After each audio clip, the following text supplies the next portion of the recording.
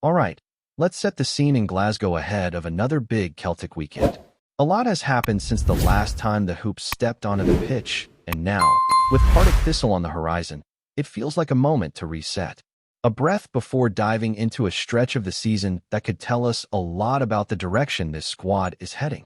There's optimism, frustration, and that ever-present feeling of uncertainty that surrounded the club in recent months, but also a sense that something might just be starting to click again. After a horror run, both on and off the pitch, the international break came at the perfect time. It allowed a bit of air to come back into the lungs of a team and a fan base that had been suffocating under poor performances, transfer chaos, and off-field distractions. The tone among fans, which had grown increasingly toxic, suddenly began to shift, not because everything was fixed, but because there's a sliver of hope again. The signs aren't overwhelming, but they're there if you look closely. Players like Tinky have stepped into the spotlight with something different, a bit of spark, a bit of joy. Watching him not just play well, but genuinely enjoy being out there in a Celtic shirt, is refreshing. It's the kind of energy this squad has been missing since the departures of figures like Kyogo and Hoda. That freedom, that willingness to express, is starting to show up in moments, and it might be enough to shift momentum if the coaching staff handles it right. Brendan Rodgers now finds himself in that strange place of both rebuilding and competing. The expectation at Celtic is always to win, every game, every trophy, but this season feels different. It's been a bruising few months for the fan base. Champions League failure, the sale of key players, and poor squad planning have left a mark. And yet, here we are, still in contention, still with everything to play for domestically, and with a squad that could, if it clicks, go deep in Europe at the right level. Part of that potential resurgence has to come from squad depth. The manager's comments and selections over the past few weeks have hinted at an intention to rotate more, especially with midweek European fixtures now on the horizon. That opens the door for players like Bernardo, Engels, and even youth prospects like Dane Murray to step in and make a case for more regular involvement. For some of these guys, it's now or never. Take Bernardo, for example. He's been an enigma so far, highly rated, clearly talented, but completely on the periphery. Coming off a tough ankle injury, there's perhaps some understandable caution, but at some point, he needs minutes. Celtic's midfield has looked flat and predictable, and someone with Bernardo's strength, directness, and willingness to take risks could be exactly what's needed to inject some life into that department. Then there's Engels, a player who's carried the weight of his price tag like an anchor since he arrived. It's almost as if that transfer fee has shaped the entire narrative around him. Every touch, every decision, is judged against a price he didn't choose to pay. But the only way to change that perception is through football. He needs to play, and Celtic need to give him the platform to do it. Whether he starts this weekend or gets his chance in Europe, the club can't afford to let another big-money signing drift into irrelevance. The situation with Daizen Maeda adds another layer to the conversation. It's clear that his head was at least partially turned over the summer, and while he remains a consummate professional on the pitch, questions about his future linger. That's why someone like Iheanacho could become a key piece of the puzzle moving forward. The more he plays, the more chemistry he builds with the squad, and the better prepared the team will be when Maeda inevitably moves on. Rotation won't just be helpful, it's necessary. With domestic cups, league pressure, and Europe all demanding different styles and energy levels, managing workloads might be the difference between success and collapse. Celtic's defensive line is another area ripe for evolution. Youngsters like Dane Murray and Kobe Donovan have shown glimpses of what they can bring: composure, good distribution, and physicality.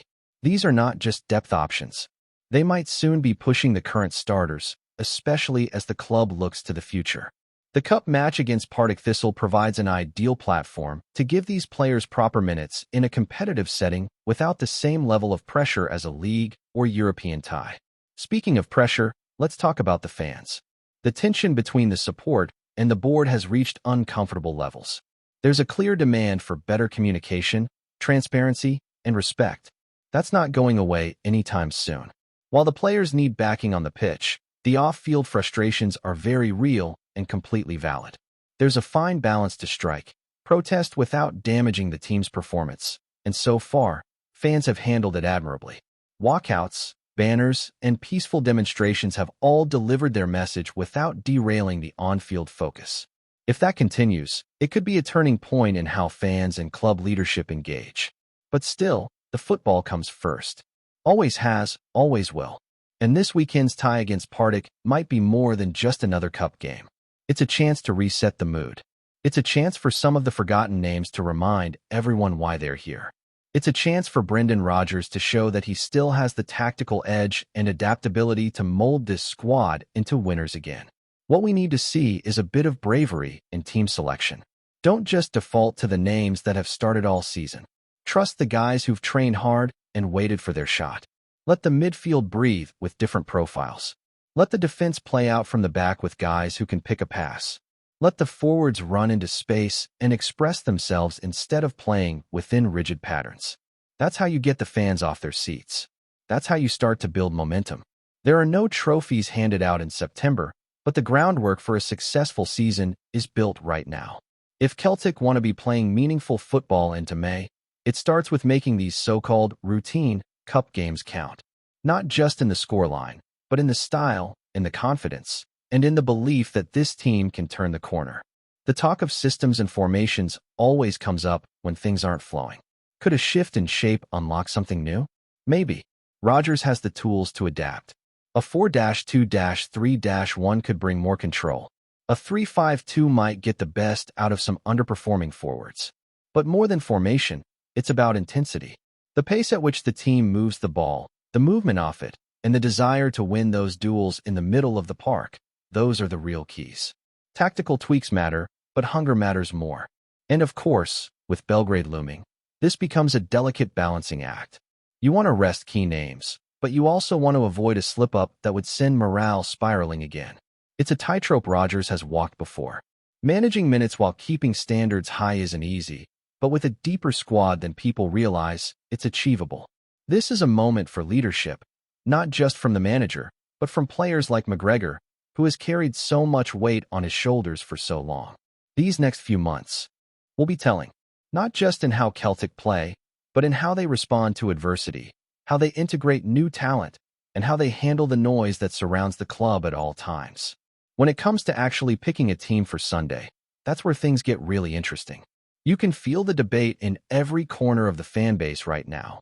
Do you go full strength to ensure no slip-ups?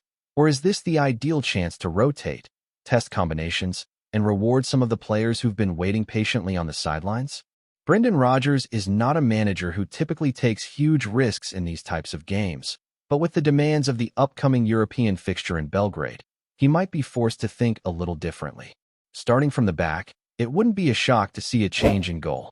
Sino Salo has been mentioned for weeks as a player who could benefit from these domestic cup fixtures, and this might be the exact opportunity to give him a proper run-out. Joe Hart has been solid, but everyone knows he's in the twilight of his career, and Celtic need to start preparing for life after him. These types of matches are how you begin that process. In defense, Kobe Donovan is an automatic choice on the right if Ralston remains unavailable. The youngster has impressed with his maturity and ability to handle pressure, and this is the perfect environment to give him another big test. Center back is where things become a bit more complicated. Cameron Carter-Vickers is still working his way back to full sharpness, and you could argue he needs more minutes. But on the flip side, this is exactly the kind of match where you can give Dane Murray a proper chance to shine. He's not just a name on the squad list. He's got real technical ability and has shown flashes of that composure Celtic have lacked at the back in recent weeks. Pairing him with Liam Scales could be the balance needed. Scales has had his fair share of criticism, but he's experienced enough to help guide a young defender through a high-stakes fixture. On the left, expect to see Sarah. The lad's been on the fringes, but shows promise, and with Kieran Tierney likely being kept fresh for the trip to Serbia, this is an ideal opportunity for Sarah to step up. Midfield has been one of the most heavily discussed areas all season, mostly because of how poor it's looked at times. The energy hasn't been there. The movement has been static, and too many players have looked like they're carrying the weight of expectation rather than embracing it. That's why it makes sense to throw in a completely different trio for this one. Macau, Bernardo, and Engels. 3 players who are desperate for minutes and offer something different from the usual picks. Macau's ability to break up play and move the ball forward quickly is vital in games like this, where you need to stop counterattacks before they start. Bernardo brings strength and directness, and he's one of the few midfielders who looks to drive forward with intent rather than just recycling the ball sideways. Engels, for all the baggage that comes with his price tag, needs to be trusted. Let him play. Let him prove whether he belongs or not. These are the matches to do it. In attack, the plan should be about momentum. Tanky, who's quickly becoming a fan favorite, should absolutely start. He's earned that. His energy, movement, and willingness to take risks in the final third is exactly what this team has been crying out for. On the other wing, the situation is a little murkier.